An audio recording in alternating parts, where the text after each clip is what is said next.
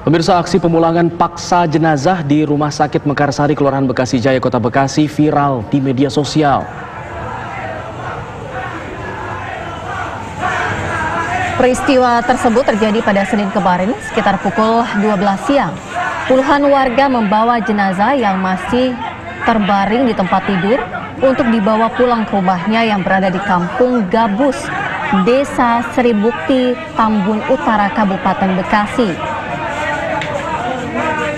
Petugas keamanan yang berjaga di Rumah Sakit Mekarsari berusaha melarang massa untuk pergi dengan membawa jenazah dari rumah sakit.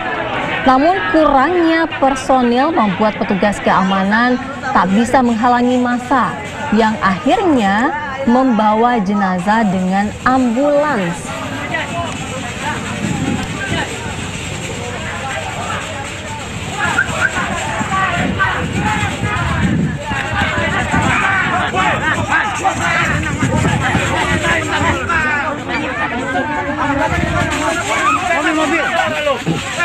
Mobil mana mobilnya? Lalu apa yang sebenarnya terjadi? Bagaimana seharusnya prosedur pemulangan jenazah pasien yang berkaitan dengan kasus COVID-19? Kami akan berbincang dengan Wali Kota Bekasi, Rahmat Effendi, mengenai hal ini. Selamat sore, Assalamualaikum Pak Rahmat. Waalaikumsalam, selamat sore Pak Alfat dan Sira. Iya, Ya, selamat sore. Pak Wali Kota, apa yang sebenarnya terjadi? Ini status dari si pasien ini sebenarnya apa, Pak? Ya, Silakan, Pak. Sira, yang pertama saya sampaikan bahwa kita prihatin dengan kondisi pemaksaan dari sebuah prosedur yang seharusnya sudah sama-sama kita sepakati. Jadi ada surat edaran wali kota yang berkenaan dengan bagaimana kita melakukan proses pemulasaran terhadap jenazah yang dianggap baik PDP maupun juga positif. Nah, jadi saat jenazah ya dinyatakan dalam kondisi positif, saat jenazah dianggap dalam kondisi PDP dan meninggal, ya itu walaupun tidak diketemukan dalam swab atau rapid itu dinyatakan positif, maka proses pemulasarannya tentunya menggunakan protokol kesehatan. Nah, protokol kesehatannya itu adalah ya jenazah didisinfektan, dimasukkan ke dalam kantong mayat, ya setelah itu dimasukkan ke dalam peti mati dan peti mati dibungkus dengan standar yang itu yang dilakukan khususnya bagi warga masyarakat Kota Bekasi.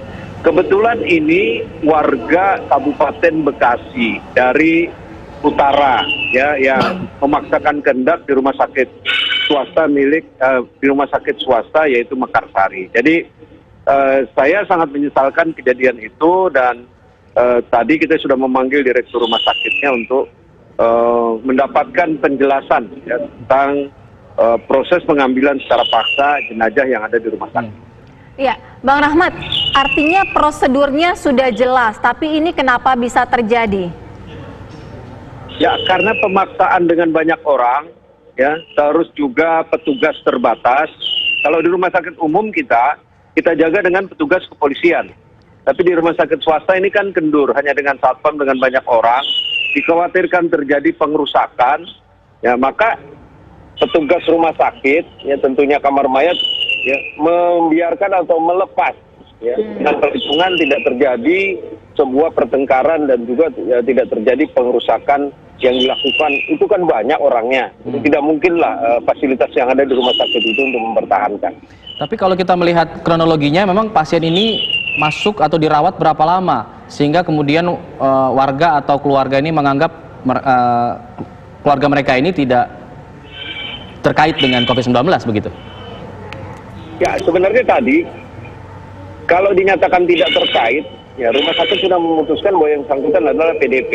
Kalau persoalan lamanya saya tidak cek tadi, saya hanya bertanya apakah betul itu dinyatakan PDP. Betul.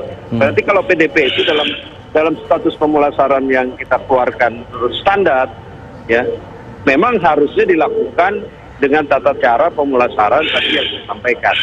Tetapi jika terjadi, ya ini banyak juga di rumah sakit, terjadi rumah sakit umum, jika terjadi keluarga seperti ada kemarin di Sumur Batu, ya pemerintah ini masih memberikan diskresi, tidak apa, tidak dimakamkan di tempat pemakaman umum Pendurenan yang ada milik pemerintah Kota Bekasi. Walaupun memang yang bersangkutan ini almarhum ini adalah warga Bekasi Utara, ya Bekasi tapi di utara, Kabupaten Bekasi. Ya. Nah, tapi syarat-syarat pemulatarannya itu harus ditempuh, tidak diambil dalam kapasitas jenazah ya yang belum diurus, belum dilakukan pemulasaran, diambil begitu saja, bahkan teriak-teriak ya, walaupun menyebut asma Allah.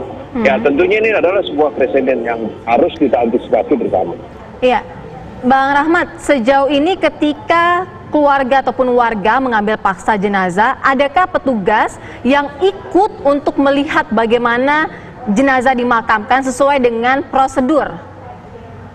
Tadi saya mendapatkan kabar ya bahwa keluarga sudah meminta maaf melalui aparat desa di mana jenazah itu tinggal, ya sudah ada kata maaf katanya.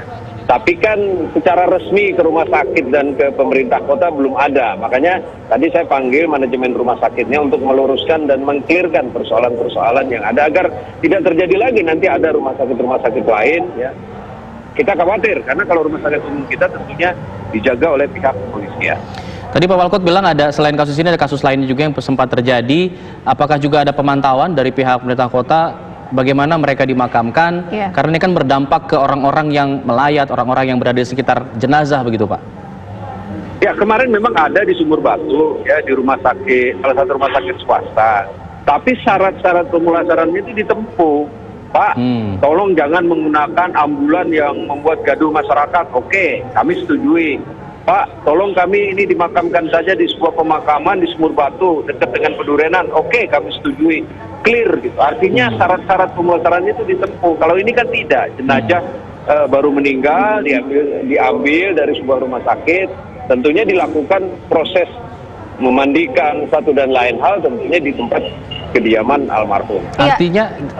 Artinya jika ada kasus serupa dengan yang terjadi lagi, misalnya jika ada kasus serupa yang terjadi lagi, apakah itu semua bisa dikomunikasikan dengan pihak rumah sakit, dengan pihak pemerintah kota agar kemudian proses pemakaman bisa berlangsung win-win solution, Pak?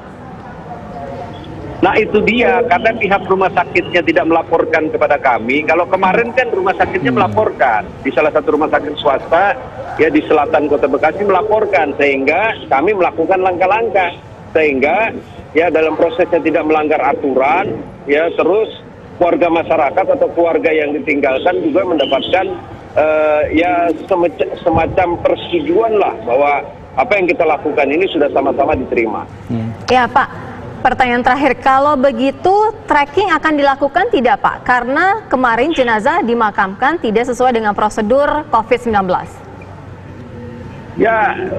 Ya kekhawatirannya sih pasti ada, persoalannya pasti ada. Tapi kan ini udah terjadi, ya udah terjadi dan ini menjadi pelajaran bagi kita. Tentunya bagi pihak rumah sakit swasta, minimal dia memberitahukan kepada pihak berwajib karena terjadi di ruang lingkup rumah sakit tersebut dan juga melaporkan kepada pemerintah kota. Jadi antisipasinya harusnya sedemikian. Baik.